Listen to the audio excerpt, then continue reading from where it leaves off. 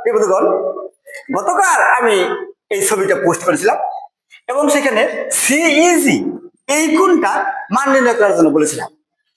তে এইখানে একটা শর্ত আছিল, এবি, ইএফ এবং সিডি তারা সমান্তরাল এবং বিডি লম্ব। এখন আমাদের এই কোণটা জানার ক্ষেত্রে এই দুইটা কোণ, এই কোণ এবং এই দুইটা কোণের কিন্তু মান জানা প্রয়োজন।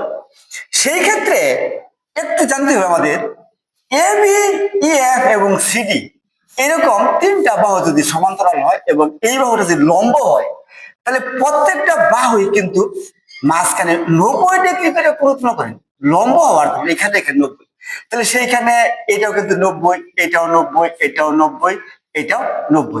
সেই ক্ষেত্রে আমরা যদি এ ই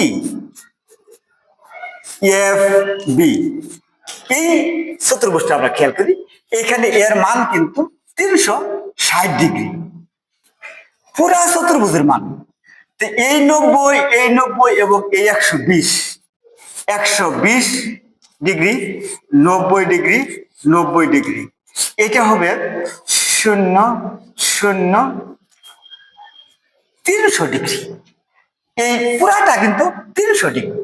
তে এই তিনটা কোণ যদি বাদ দিই, 300 ডিগ্রি যদি বাদ দিই, তে 60 ডিগ্রি থাকে এই কোণ। এই কোণের মান পাইলাম কিন্তু 60 ডিগ্রি। আবার same EC DF, EC DF এই চতুর্ভুজে এইটার মান কিন্তু 360 ডিগ্রি। আবার এখানে দিব আমরা 150, যে লিখি এখানে 150 ডিগ্রি আছে, 90 ডিগ্রি, 90 ডিগ্রি, এই 90, এই 90 এবং এই 90, তাহলে 100 এখানে আছে 8, 13, 3 হাত 2, 3, 330।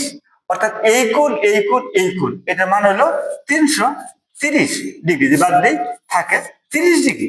30 ডিগ্রি এর মান, এটার মান হলো 30 ডিগ্রি। এখন আমরা আমাদের লক্ষ্যে যেতে পারবো। ইজি এটা একটা সরল কোণ, ইজি এটা একটা সরল কোণ যার মান 180 ডিগ্রি। যদি হয় তাহলে এইটা 60 এবং এটা 30, তাহলে এই এই কোণের মান হলো 90 ডিগ্রি।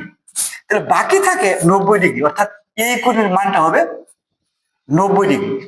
প্রিয় বন্ধুগণ, এভাবে আমরা ছোট ছোট করে এই কোণের মাপগুলা শিখতে শিখতে একসময় কঠিন কোণের হিসাবগুলো করতে পারবো। ধন্যবাদ।